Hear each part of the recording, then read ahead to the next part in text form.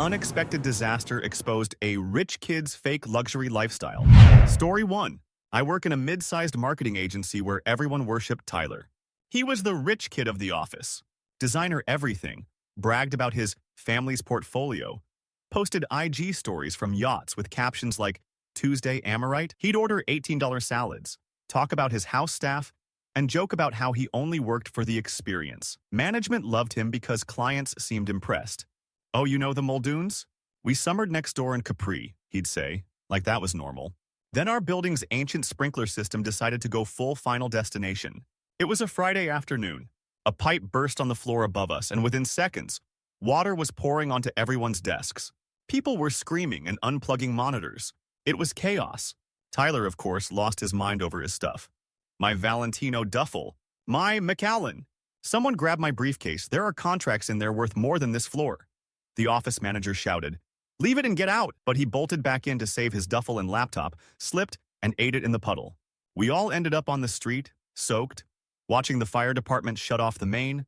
HR came around asking what was damaged for insurance. People listed laptops, phones, headsets. Tyler starts going off.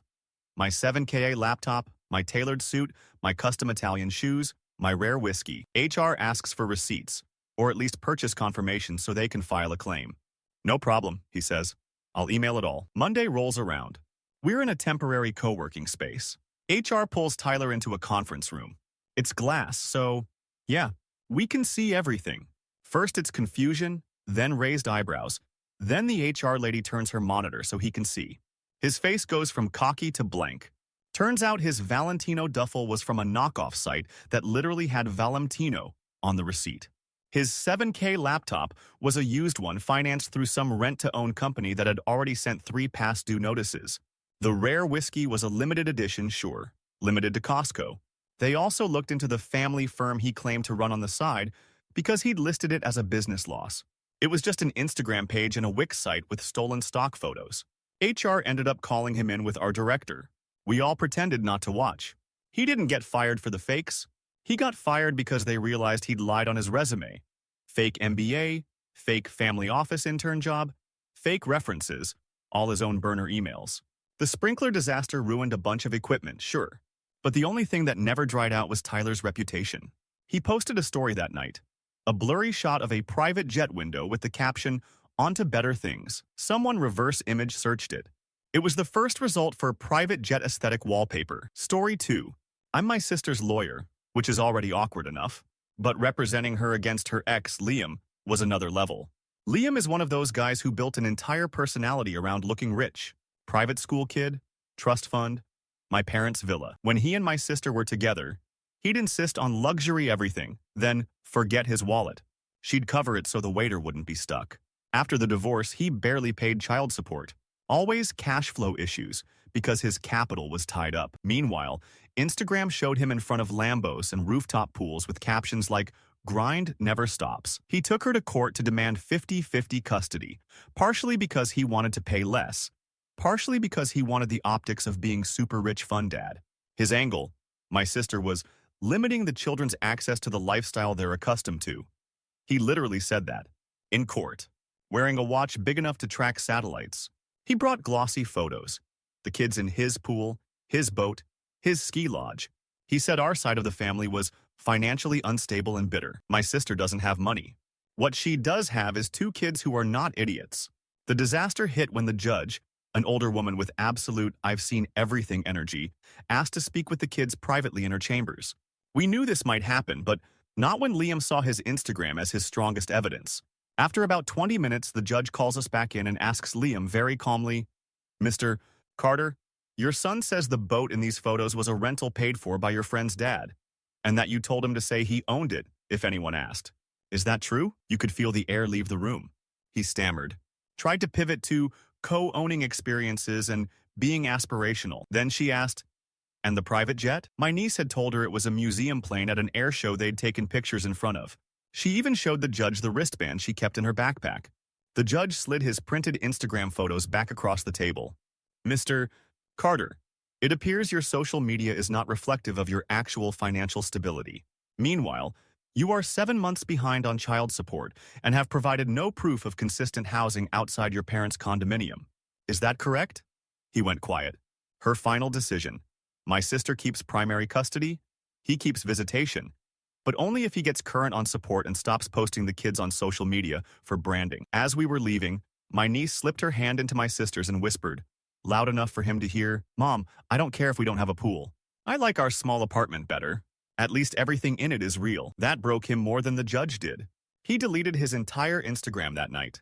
Story 3. I live in a new money cul-de-sac where everyone competes over whose landscaping looks the most like a boutique hotel. Our local legend was Chloe. Mid-20s, always in head-to-toe labels, drove a G-Wagon, had influencer friends visiting every weekend. She called herself a real estate heiress and told us her parents bought her the 5-bedroom modern farmhouse at the end of the street as a graduation gift. We all assumed she was insufferable but loaded. Then the kitchen caught fire. I was walking my dog when smoke started billowing from Chloe's place. Within minutes, there were sirens, neighbors running out in pajamas, total chaos. I saw Chloe in the driveway sobbing, mascara everywhere, screaming, My house! My house! The firefighters put it out fairly quickly, but there was still a lot of damage. Once it was safe, they went back in to check structural stuff. One of them comes out, asks who the owner is. She raises her hand like she's at a press conference. He looks down at his clipboard and goes, Owner on file is a staging company. Are they on their way? You could feel 30 necks snap in unison. Turns out the entire place was a staged show home. The housewarming party photos on her Instagram, taken during an open house. The My New Couch Just Arrived posts, tagged the staging company's furniture, which she'd never actually bought. The real disaster wasn't the fire. It was when the actual listing agent pulled up, furious, asking why there was an unauthorized tenant living there. We slowly pieced it together. Chloe had been house-sitting through some shady sublease arrangement from a friend of a friend, then just never left when the arrangement ended. The staging company assumed it was vacant between showings. She'd move some smaller decorative stuff around, take pictures, and pretend like every new listing shot was renovations. The G-Wagon? Leased? And 3 months behind. Got towed right out of our cul-de-sac the next week. The rich kid persona died in the most humiliating way possible, standing on the curb in borrowed Lululemon while guys in uniforms carried out smoke-damaged furniture that was never hers to begin with. The final twist was a rumor, until the agent confirmed it to my wife. The house had an offer on it for months. The buyers almost backed out because they thought Chloe came with the property. She didn't lose a mansion that day. She lost her stage. Story 4. I was the new girlfriend, invited way too early to a destination wedding. My boyfriend, Dean, sold himself as wealthy adjacent. His parents owned properties globally. He grew up flying business, all that. I'm from a normal background, so I just kind of smiled and nodded when he'd complain about economy peasants. The wedding was in some coastal resort town during hurricane season. Great planning, I know. Dean refused to buy travel insurance because that's for people who can't afford to rebook. He also insisted we book the premium ocean view suite at a partner resort he claimed to get family discounts at. He made a big show at the check-in counter of casually dropping his Amex on the counter like he'd done it 1,000,000 times. Card declined. He laughed it off. Oh, must be the international fraud alert. Tried another one. Declined. Eventually, he asked me, in front of the clerk, to just put it on yours and I'll send a wire later. Red flag. I paid for a cheaper room. Then the hurricane actually shifted toward us. Within hours, the resort evacuated us to the local airport, which had become an emergency shelter. No flights in or out, just cots, military personnel, and vending machines. Here's the thing about disasters. Whatever image you carefully curated gets stripped down to whatever fits in your carry-on. Dean immediately went into meltdown mode, loudly complaining there wasn't a VIP area. At some point, he went to talk to the airline about priority rebooking for status members. He comes back pale. They said my account has no status because I, haven't actually flown with them yet. The woman on the next cot, who'd been quietly dealing with 2 kids in 1 suitcase, looks up and goes, Didn't you post a story yesterday from your usual first-class lounge with the gold wall? He turns bright red. She pulls up his Instagram. I recognize the photo. He'd sent it to me before we met in person. She reverse image searches it right in front of us. Stock image. First result. More people around us start snickering. One guy goes, Dude, you tagged it Never Coach, while literally standing in the same TSA line as the rest of us. Over the next 24 hours in that shelter, his entire persona unraveled. No concierge friends. No family connections. His property portfolio Turned out to be his parents' one heavily mortgaged duplex in the suburbs. The emotional punch came when one of the bride's cousins, who I'd been chatting with, quietly said to me, "You know you don't have to go back home with him, right?" When the flights finally resumed, Dean tried to reassert control, talking about how he'd call his guy to handle refunds and credits. I booked my seat on a different flight. In the security line, I saw him desperately taking selfies in front of a generic bar, angling the shot so you couldn't see the chaos around him.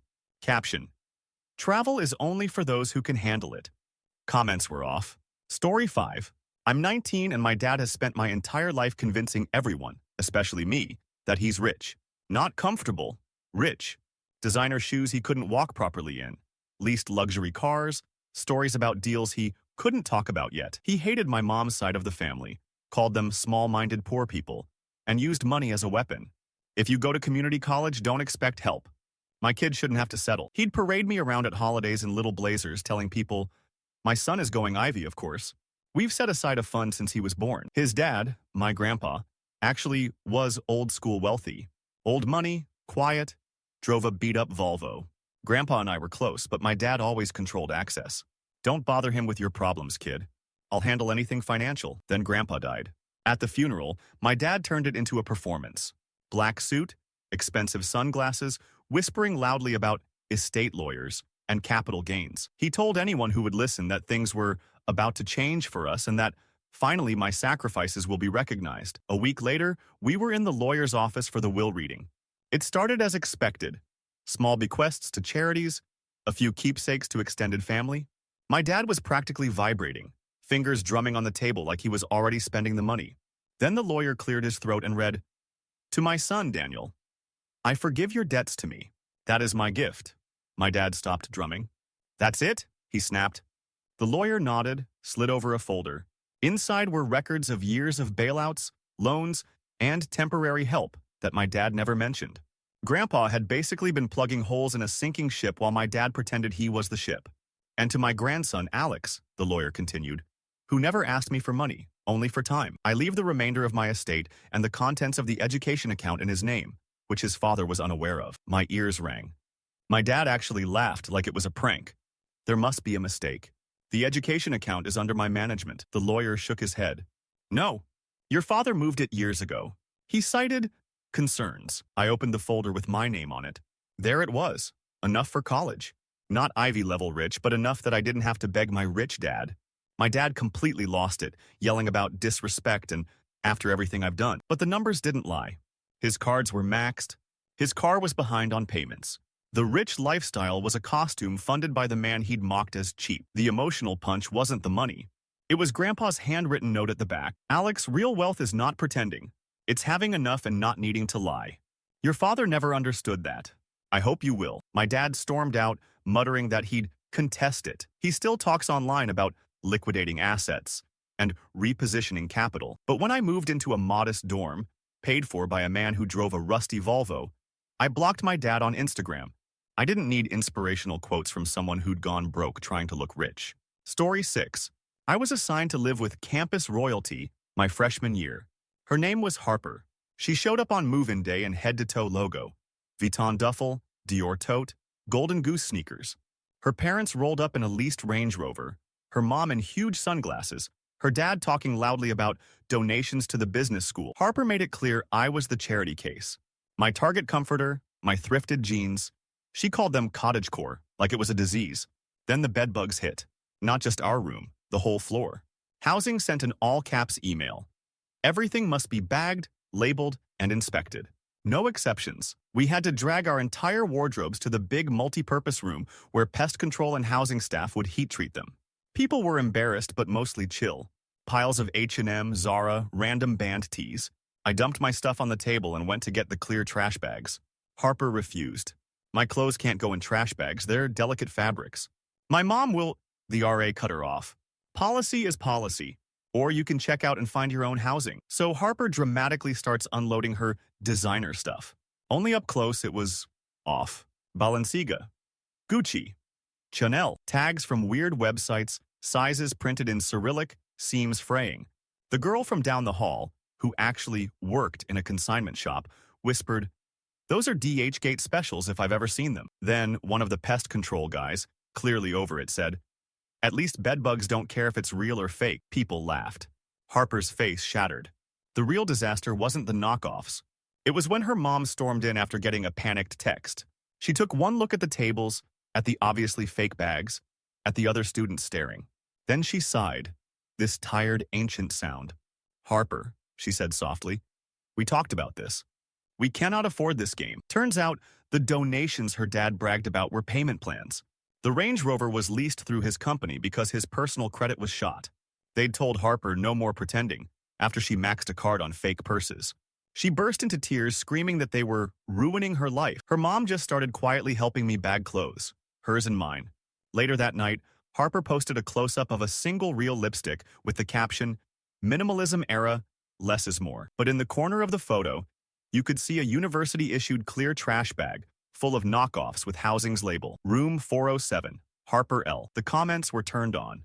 No filters could hide it this time. Story 7. I'm a freelance photographer who does events to pay rent. That's how I ended up hired for Ava's 21st birthday yacht experience. Ava was TikTok famous in our city for being a luxury lifestyle girl. Every video, shopping hauls, my dad's credit card, champagne on pool floats. She DM'd me with a mood board that was basically other rich girls' Instagrams. The party was set on a chartered yacht. She insisted I capture candid shots of her pretending not to notice the camera. We get to the marina, and the yacht is fine. Not mega, not tiny. The captain looks exhausted. He pulls Ava's dad aside. Second half of the payment is due before we leave the dock, he says. Contract. Ava waves them off. My dad's good for it. We're literally family friends with the owner, the captain. Ma'am, I am the owner. Red flag number 1. Guests start arriving, all dressed like it's Cannes. They're filming everything. The dock, the boat, the step and repeat banner Ava paid extra for. I notice she angles every shot carefully so you can't see the big party boat next door dwarfing ours.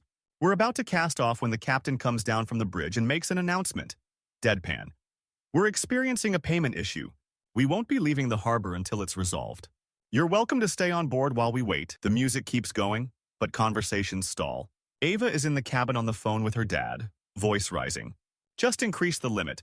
What do you mean it's declined? Her best friend, live streaming the whole thing, accidentally leaves her phone propped up while she goes to the bar. The stream catches everything. Captain explaining the card was maxed. Ava arguing that she has brand partnerships. Dad yelling through the speaker that they're 3 months behind on the house payment. Never mind the yacht. Comments start pouring in. Wait, this is real? Is this a bit? Girl, the bank said no. Then the captain drops the hammer. If payment isn't made in 20 minutes, we're ending the party and you will disembark. You can still take your pictures tied to the dock. Ava tries to bargain. What if I tag the charter company? I have 300K followers. He doesn't even blink. We don't take exposure as currency. In the end, the yacht party never left the marina. People started bailing to the bar across the street. The live stream caught her walking down the gangplank. Mascara streaked, banner slumped under her arm like a deflated ego. That night, she posted a heavily edited video. Stock clips of open water, drone shots clearly not from our city, voiceover about, sometimes plans change but memories last forever. Someone stitched it with a screen recording of the live stream, the captain calmly saying, we don't take exposure as currency. Her most liked video, ever. Story 8. I'm the ex. Well, technically, I'm the ex-fiancé. When I met Marcus, he presented as a classic rich kid. Hedge fund daddy, ski trips. I've never checked a price tag in my life. He loved expensive restaurants and always insisted on paying. Then forgot his wallet, so I'd cover it, and he'd Venmo me later. To be fair, he always did. Late, but he did. I thought he was just flaky. When he proposed, it was on a rooftop, string lights, and a photographer he hired. The ring was huge, sparkled like a disco ball. My friends gasped when they saw it. I asked if we should insure it. He scoffed. It's covered under my family's umbrella policy.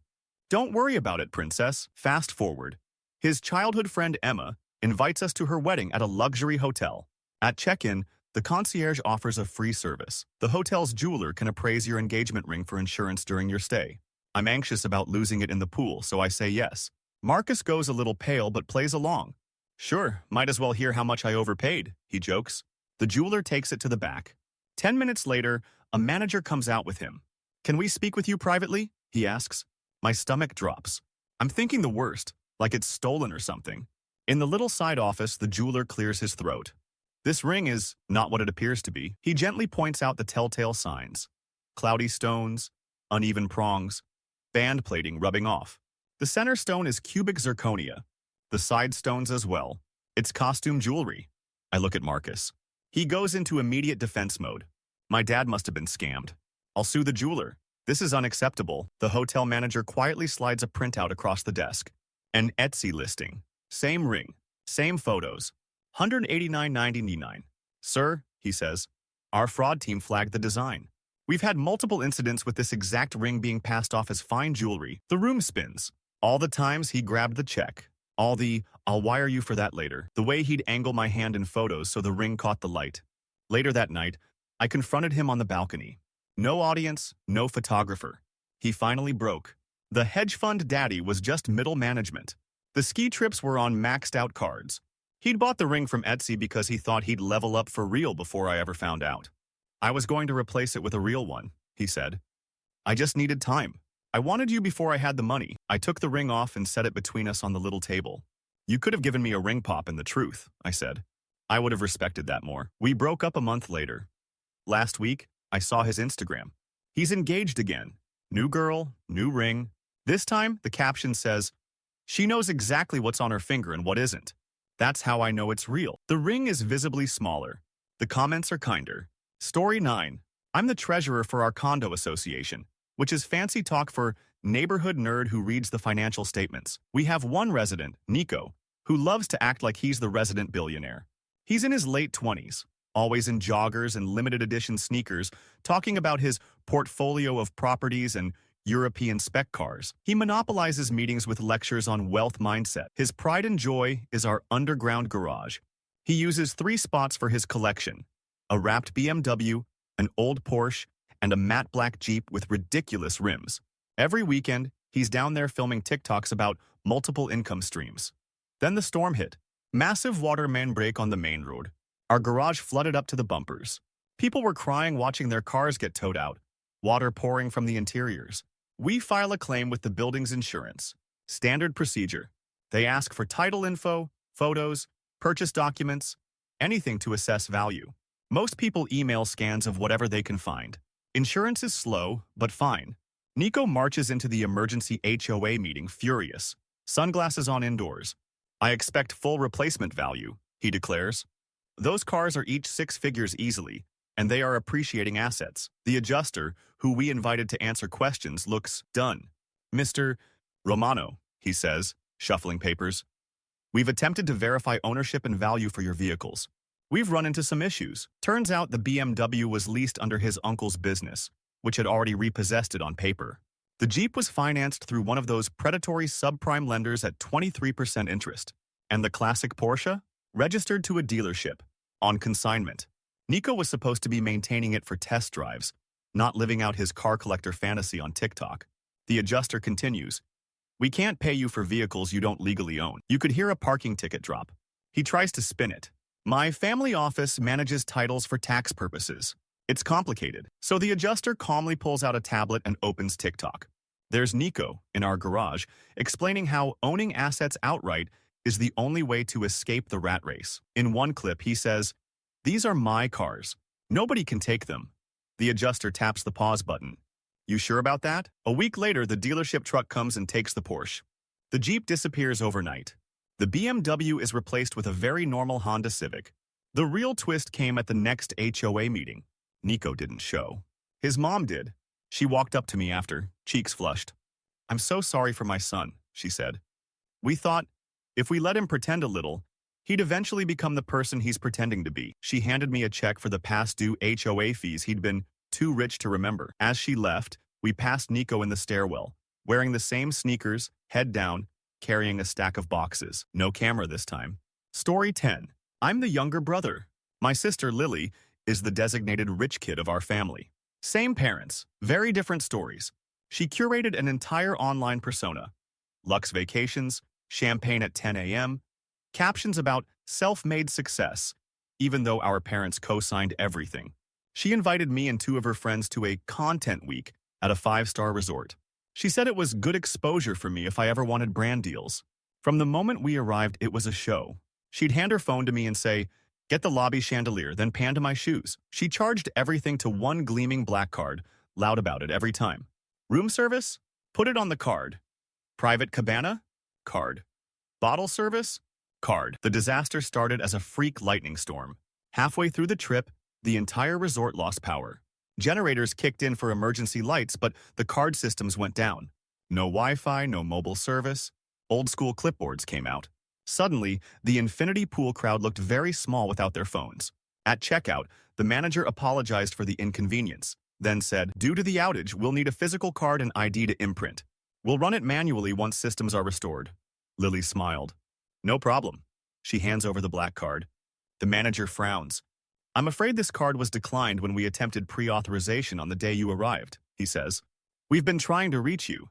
We were extending courtesy during the outage, assuming it was a system error, but..." He slides over a printed note they'd put in our room that Lily had accidentally thrown away. My stomach sank. She laughs too loud. "There must be a limit glitch. Just call my father, he'll confirm." The manager's expression doesn't change. "We actually did, Ms. H. He informed us the account attached to this card was closed 6 months ago. He said, and I'm quoting, 'If she wants to play rich, she can pay for it herself.'" Her friends go dead silent. The bill is bad. Multiple zeros. Cabana, spa, bottle service, room service, all of it. The manager lowers his voice. "If you'd like to work out a payment plan, we can step into my office." Her friends start whisper fighting with her. One hisses, "You told us everything was comped. I wouldn't have come." And then the twist. The housekeeping supervisor, who'd been quietly standing off to the side this whole time, steps forward. "We can comp your brother's stay," she says, nodding at me. "He's been tipping my staff in cash the whole time and cleaning up after all of you." Everyone stares. I'd been slipping the housekeepers a few bills every day because I know what it's like to scrub someone else's bathroom. Lily tipped in selfies. The manager thinks for a moment, then nods. "We'll remove his charges. The rest remains." Lily looked at me like I'd betrayed her.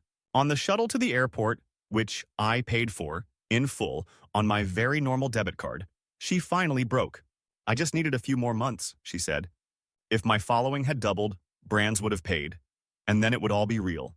You don't get it. I did, though. The next day, she posted a carousel. Sunset photos, pool shots, a boomerang of clinking glasses.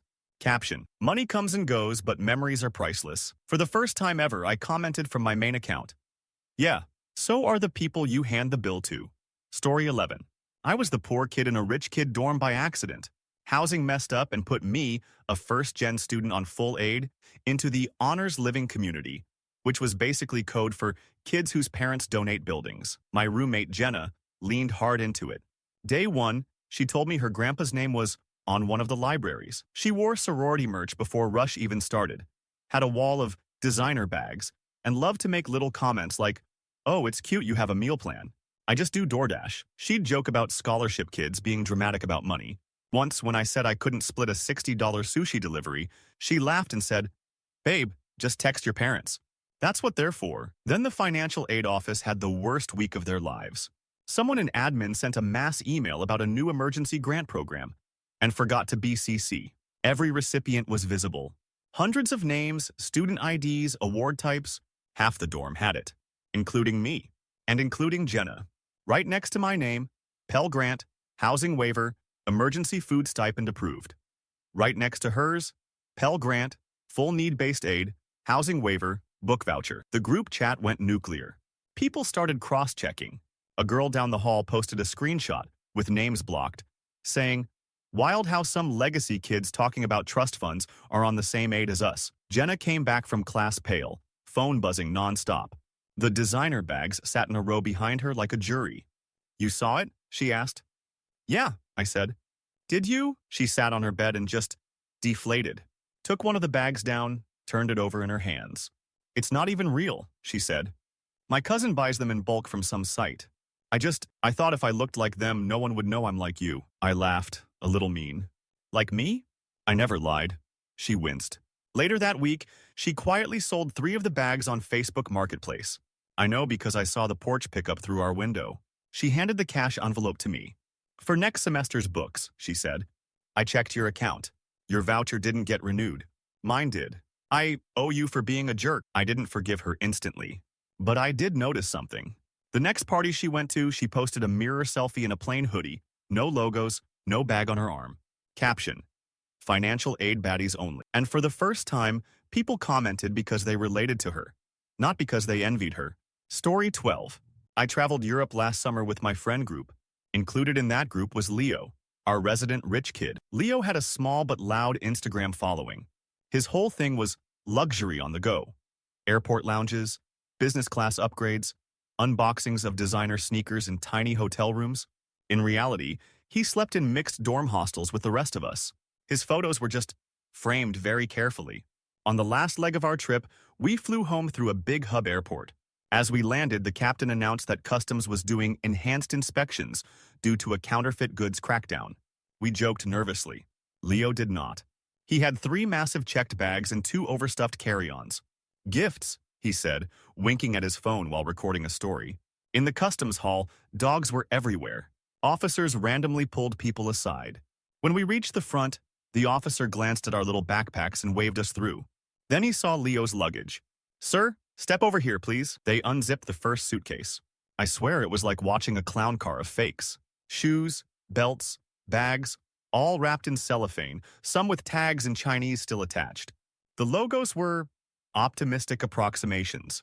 The officer pulled out a Louis Vuitton bag with an extra V. "Did you declare any merchandise for resale?" he asked. Leo laughed, high-pitched. "No, those are my personal items. I'm just moving some of my collection." Another officer joined. They opened the second and third bags. More of the same. One of them turned on his phone and searched a serial number on an official site, then showed it to their supervisor. "None of these are authentic," she said flatly. "And you're over the limit for undeclared goods, counterfeit or not. These will all be seized." Leo's face crumpled. Not because he cared about legality, because his content was in those bags. "I need them," he whispered. "My followers, they expect—" She cut him off. "Your followers will survive seeing you in something that doesn't infringe trademarks." They took everything. Even the belt he was wearing, swapping it for a cheap cloth one from a bin. He left customs in generic airport sweatpants and a plain t-shirt. On the train home, he filmed with his front camera. "Got robbed by customs guys," he said. "They stole thousands of dollars of my collection. But that's what happens when you shine too bright." I was in the seat behind him. The girl next to me had seen the whole thing. She shook her head and whispered, "They didn't rob you, dude. They just took back the costumes." A week later, a new EU Customs Awareness Campaign video started circulating. It showed a blurred-out traveler with heaps of confiscated fakes. Even blurred, you could still read the caption he'd tried to hide on his suitcase. Luxury lifestyle. Story 13. I work for a fintech startup that partners with a luxury lifestyle club. Think: subscription for designer bags, watches, and cars. Influencers love to imply they own the stuff they're actually renting. Our job is to handle the payment side and user accounts. We're supposed to treat everything as confidential, obviously. Then came the breach. One of our vendors misconfigured a database, and suddenly a list of customer IDs, rental histories, and delinquent accounts was floating around on a hacking forum. No credit card numbers, thankfully, but enough to trigger a full-on incident response. We scrambled, set up war rooms, drafted emails. Legal reminded us, "You do not talk about this online. We handle this quietly." While combing through logs, my coworker nudged me. "Dude, check ID 8743. I pulled it up. Customer name, Troy Kingsley. I know Troy. Everyone in our city does. He's the loudest self-made rich kid on TikTok. His videos, stacks of his watches, his G-Wagon, his rotation of Balenciaga hoodies. He does motivational content about not being lazy like people who rent everything and call it success. His account with us? 6 different owned watches. All long-term rentals. That G-Wagon. 6 months past due. Repossession order pending. Multiple flags. Customer refused to tag brand in posts as agreed. Customer implying ownership against contract. There was a note from customer service. Client threatened to ruin us if we reported non-payment. Claims his father is on our board. We don't have a board. As we're reading this, Troy posts a brand new video. How to spot fake rich people when you're really wealthy. The timing was incredible. Internally, we fix the breach, rotate keys, send required notifications.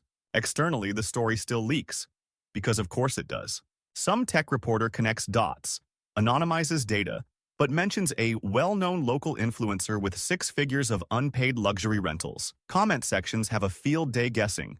Then one of our smaller partner brands, clearly tired of him, posts a now-deleted tweet. Owning something means you pay for it. Attached is a blurry screenshot of a repossession truck towing a very familiar G-Wagon wrapper. The emotional punch came a week later. I saw Troy on the subway. No logo hoodie. No watch.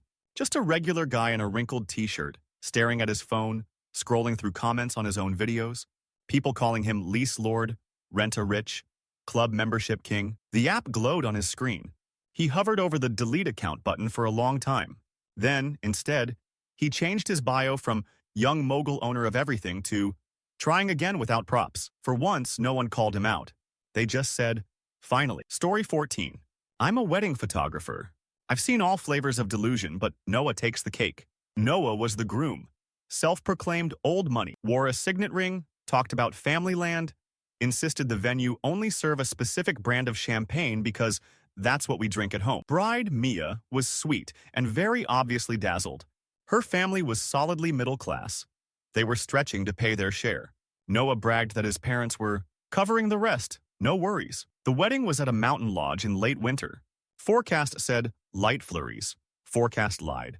Mid-reception, the light flurries turned into a full-on blizzard. Roads closed. Power lines threatened. The venue manager announced they had to shut down early so people could caravan back to town before the pass closed. We packed up fast. Noah made a big show of saying, "It's fine. My family has a chalet down the road. We'll move the party there." On the bus back toward town, the snow got worse. The highway shut down completely. State troopers diverted us to a roadside motel, the only building for miles that could take 50 stranded wedding guests. This motel was the opposite of luxury. Peeling paint, buzzing neon, carpet older than the bride. The manager apologized, said he had just enough rooms if people squished. Noah marched to the desk, still in his tux. "We'll just pay for the whole place," he said loudly. "Put it on my card. We're not peasants." He slapped down a platinum card. The manager tried running it through his ancient machine. Declined. Tried again. Declined. He looked up, uncomfortable. Maybe try another? Noah pulled out a second card, then a third. One by one, they all failed.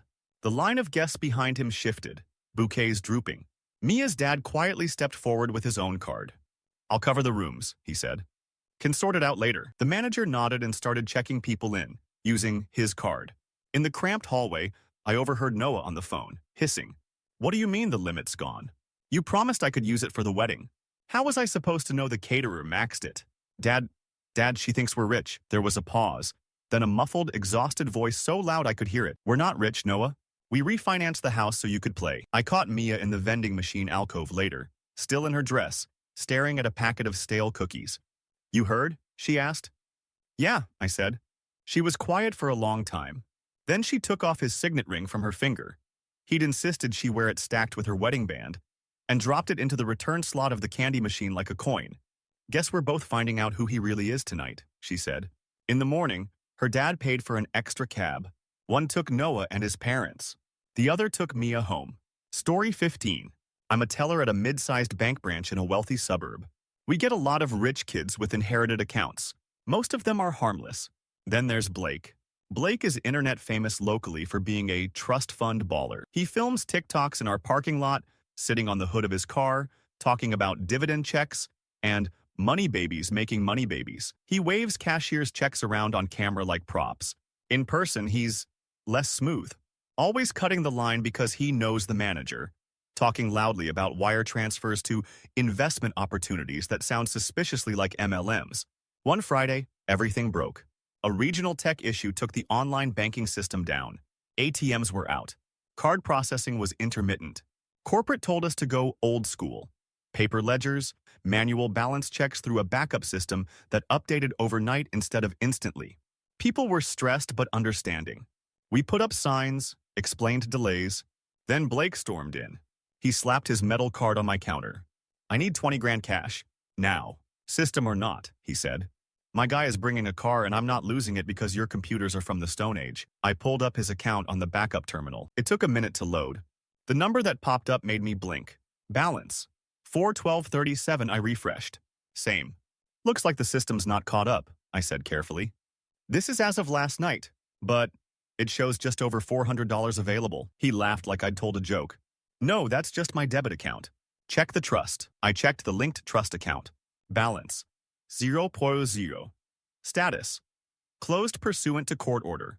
See attachment. We couldn't see attachments at the branch, but the note alone was bad. Is there another? He leaned over the counter to stare at my screen. His face drained. There's supposed to be 6 figures there, he whispered. My manager came over. She'd seen the note too.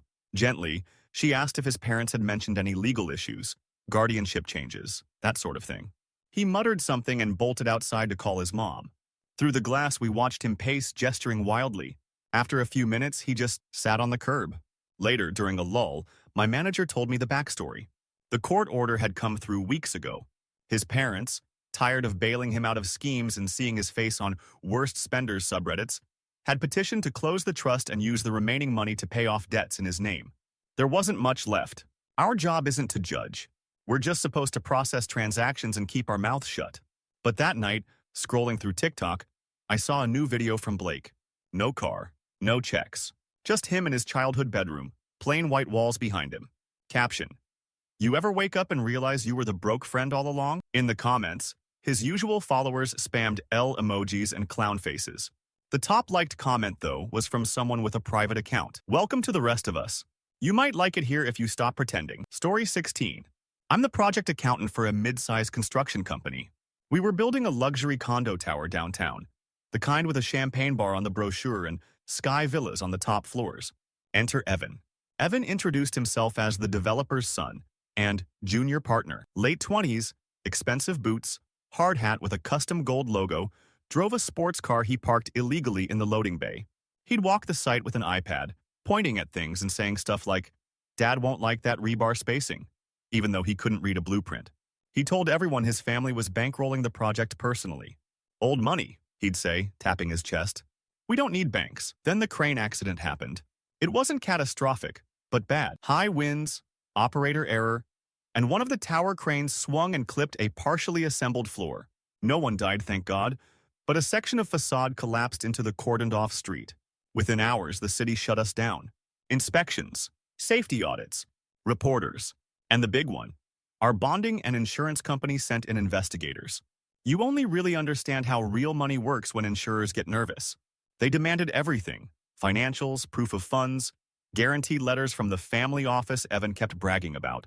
Our owner was calm, until he got a call, went white, and pulled me into the conference room. "Run a fresh vendor check on the Kingsley Group," he said. "The one that's supposed to hold the equity." I did. No such entity registered in our state. The only Kingsley Group I could find was an LLC formed 6 months ago in Delaware, with a $1,000 initial capital contribution and an address that turned out to be a UPS store. The guarantees we had on file looked official, watermarks and all, but the bond company's attorney compared them to known templates and found creative editing. The signature of Elias Kingsley, Evan's dad, was copied from an old mortgage document and pasted onto new PDFs. Forgery. When the bond company realized the rich family behind the project was smoke and mirrors, they froze coverage. The bank, yes, there was actually a bank quietly backing us, pulled its line of credit until new guarantees were secured. Work stopped. The next day, Evan showed up in his boots and gold logo hard hat and was met at the gate by 2 very calm, very large men from the bond company's fraud unit and a detective. On his way out, in front of half the crew, he tried one last time. "You can't do this," he sputtered. "My dad owns this skyline." One of the older ironworkers, who'd been listening to his nonsense for months, took off his gloves and said, "Kid, my union owns more of this skyline than you ever did." The emotional punch. A few weeks later, the real investor group stepped in. A boring pension fund, of all things. No gold logos. No sports cars. The building's finished now. Every time I walk past the penthouse with its floor-to-ceiling windows, I remember the richest person on that site was the crane operator with 30 years in and a fully funded pension, not the guy pretending he paid for it. Story 17. I went to a fancy private middle school on a scholarship. It was one of those places where 12-year-olds compare ski passes and have opinions about hedge funds. The queen bee of our grade was Savannah. Savannah had a Chanel backpack, or said she did, AirPods before anyone else, a driver who picked her up in a black SUV. She made snide comments about bus kids, and once told me, "It's cute your parents want you here. Diversity's important." Her mom was even worse. PTA president, full face makeup at 8 a.m., planning galas like we were at some Manhattan prep, constantly mentioning how they Pay full freight so the school can offer scholarships. Then, the gym roof gave out. We'd had a brutal winter, tons of snow, and someone messed up the clearing schedule. During a Saturday basketball game, the roof started leaking. Parents complained. The headmaster brushed it off. Sunday night, a support beam finally failed. The roof didn't totally cave in, but it sagged, buckled, and dumped half the snowpack and insulation onto the bleachers. No one was inside, thank God, but the gym was wrecked. Insurance covered some, but the board sent out a panicked email. Rebuild costs exceeded coverage. They needed bridge donations or they'd cut programs. Suddenly, it mattered who really had money and who just talked like they did. A week later, they held an emergency town hall in the cafeteria. Parents packed the room, murmuring about capital campaigns and reallocating endowment funds. The board treasurer put up a slideshow of pledges. Many of you have been very generous, he said. However, we've run into issues collecting on some larger promised donations we've relied on for years. He flipped to a chart labeled Pledged Versus, received with family names along the side. Next to Harrington, Savannah, were several big numbers going back years, all under Pledged, under Received, 0, 0, and next to it, in red, Payment plans defaulted, checks returned. The treasurer cleared his throat. We've allowed families to announce gifts before funds arrived. Going forward, we won't do that. Savannah's mom stood up, red-faced. This is inappropriate. Our finances are complicated. We pay as much as we can. The headmaster, who'd spent years basking in her attention, didn't bail her out. Ms. Harrington, he said, we appreciate every family's contribution, but it's unfair to let some claim credit for gifts that never actually arrive, while others quietly pay or volunteer. Then he pointed to another line on the chart, my last name. We'd donated $50 from a bake sale my mom had run with the other scholarship parents. Some families give modestly but honestly, he said. Kids were on their phones under the tables, texting screenshots of the slide. Monday morning, the whispers started. Someone scrawled, full freight, in dry erase marker on Savannah's locker. At lunch, she sat across from me for the first time ever. My dad lost his job 3 years ago, she said quietly. My mom thought if she acted rich, people might still invite us places. I didn't know about the donations. I stared at my tray. I never pretended about the bus, I said. It still got me here. A month later, when the temporary gym opened, the plaque out front didn't list major donors. It just said, rebuilt by the families who actually showed up.